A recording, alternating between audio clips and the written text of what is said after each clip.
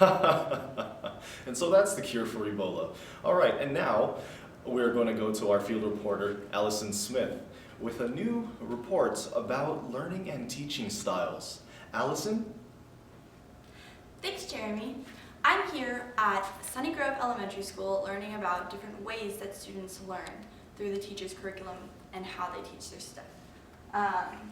Hello, Mrs. Helga. Everybody calls me Helga. All right, Mrs. Helga. How long have you been a teacher here? 62 years. Wow, that's really impressive. So since you've been here for so long, do you have any style methods that you use to teach your students? No. Back in the home country, we learn the way we are taught. If they don't get it, then it's their fault. They fail, they die. So you're saying that you only use your method and your method only? My method is I teach visual.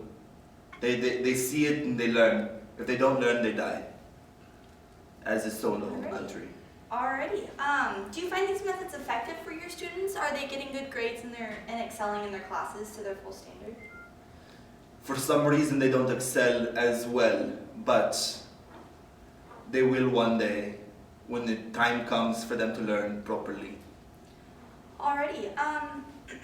What are some studies that prove that your methods are very effective on your students?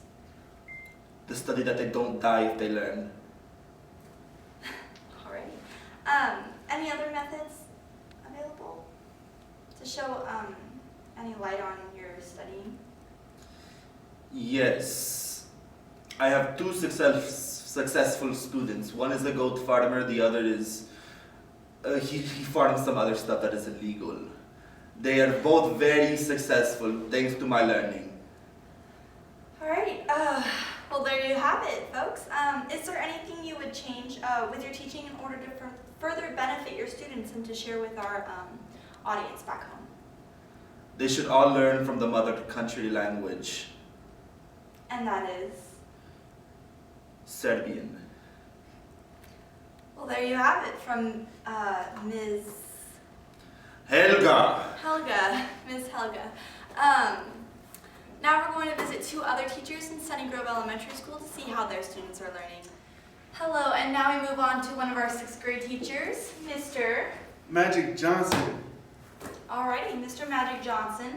How long have you been a teacher here at Sunny Grove Elementary? I've been teaching here for 8 years. Wow, 8 years. That's very impressive of you. Congratulations. Thank you. What are some of the methods that you use to teach your students? Well, I like to teach my students by giving them the work and tell them to teach themselves. Kind of a hands-on thing. Alrighty. Do you find these methods effective for your students? Yeah, I do. I mean, I just come here every single day, sit at my desk, watch them do work, let them do whatever they want. And if they fail, they fail. So you're saying that it's on them? It's on them. I get my paycheck. Alrighty. So what are some studies that show that this method that you use is effective? Well, I read in an article one time about kinesthetic methods. It means like when you get your hands onto things, you get used to these things. So when my students come in, I tell them to do their own work.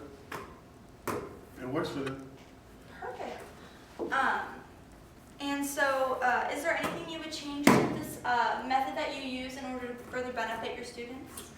Why would I change things when everything's going good for me? I get my paycheck, so I'm good with that. Alright, and there you have it with Mr. Johnson and his method of studying.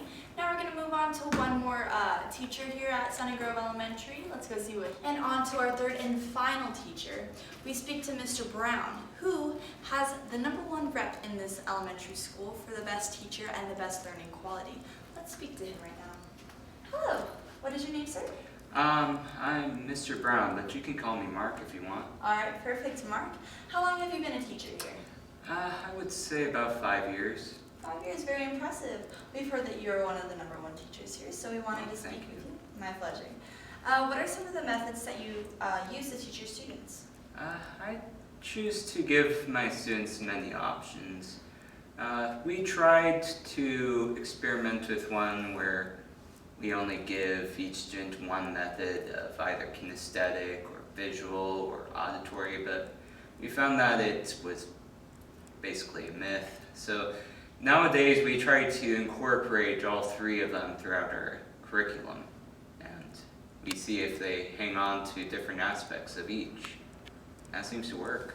And so you're saying that students can't just learn from just using visual or just using kinesthetic, they have to use all three? They don't have to use all three, they just have to build up their own learning style from bits and pieces of each. Alrighty, so it's not just one.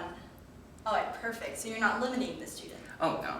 Perfect, alrighty. So do you find these methods effective that you use? Yes, I find them rather effective. Of course, there are some students that just don't want to try, but that must be on their own. Of course. And what are some studies that show that your students are finding this method that you use effective? Oh, there's a number of studies, but I'll listen to the good editor, so I don't have to bore you with the details. Perfect, of course. Is there anything you would do to change your teaching order to further benefit your students in the long run? Well, of course I could change it, but that's already what I plan to do with my teaching style.